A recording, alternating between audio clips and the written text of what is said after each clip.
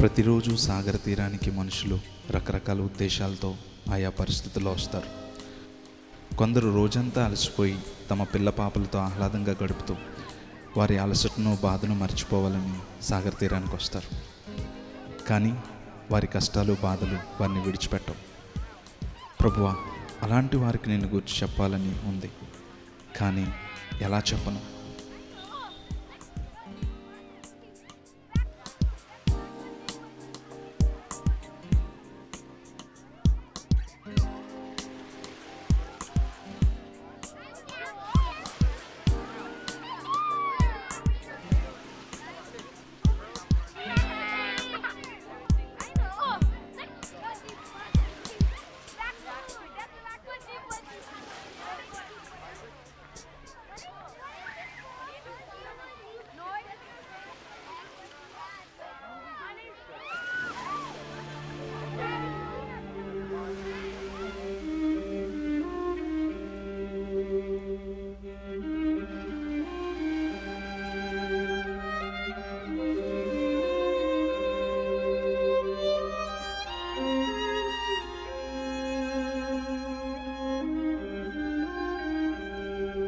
ప్రేమ అనే ముసుగులో సమయాన్ని వృధా చేస్తూ ప్రియురాలు కాదన్నదనో లేక ప్రియుడు కాదన్నాడనో ఇంకా ఏదో కారణాన్ని బట్టి ఉద్రేకంలో చావడానికి ఇక్కడికే వస్తున్నారు.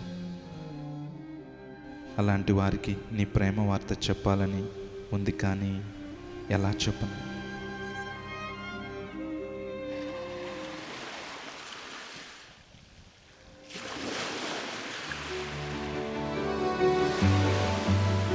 యవ్వన జీవితాన్ని సాతాను చేతిలో పెట్టి దురలవాట్లకు బానిసలై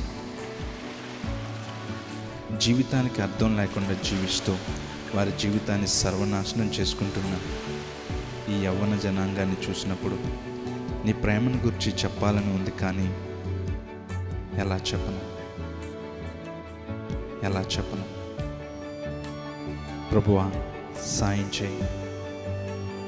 help me lord, help me.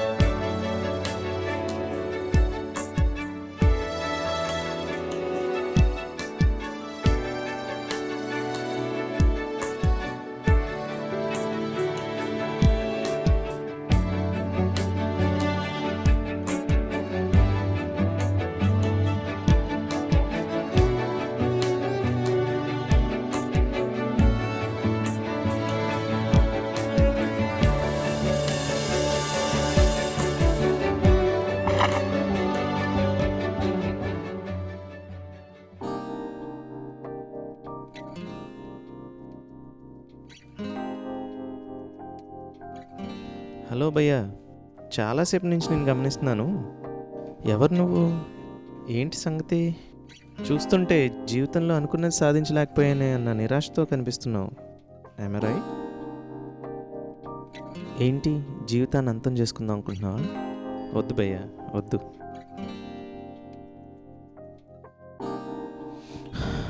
కొంతకాలం క్రితం నేను కూడా జీవితంలో విలాసాలకు అలవాటు పడి అడ్డదారులు తొక్కి అన్నిట్లో ఓడిపోయి అందరితో అనిపించుకొని జీవితం అనే సాగరాన్ని ఈదలేక ఈ సాగర కెరటాల్లో జీవితాన్ని అంతం చేసుకుందాం అనుకున్నప్పుడు క్రీస్తు ప్రేమ ప్రవాహం నన్ను తాకి నన్ను ఒడ్డుని చేర్చింది. ఆ క్రీస్తు ప్రేమ సువార్త నన్ను నూతన వ్యక్తిగా మార్చింది. ఎవరు రాశారో ఆ క్రీస్తు ప్రేమ సువార్త సరిగ్గా అప్పుడే నాకు దొరికింది.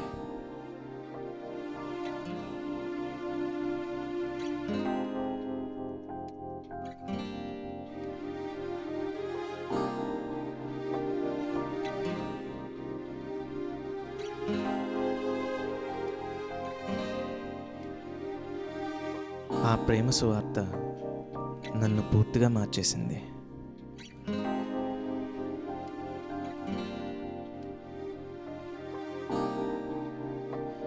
ఎవరు రాశారో కానీ ఆ సువార్త నన్ను మార్చడానికి దేవుడు ఆ వ్యక్తిని మాత్రం వాడుకున్నాడు. విచిత్రం ఏంటంటే ఆ వ్యక్తి సువార్తను ఒక క్రొత్త కోణంలో చేశాడు. ఎలాగో తెలుసా? సువార్తను ఒక కాగితంలో రాసి సీసాలో పెట్టాడు. ఎంత విచిత్రమో కదా. ఆ రోజు నుంచి నేను సువార్త మొదలు పెట్టాను. ఎలా తెలుసా? ఇలా ఇస్రాయలీ.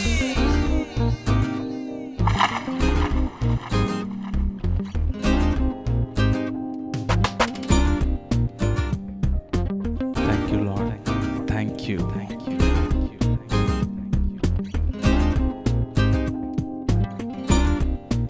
ఇంతకీ ఈ వ్యక్తి చెప్పాలని ఉంది కానీ అని ఎందుకు చెప్పలేకపోయాడు?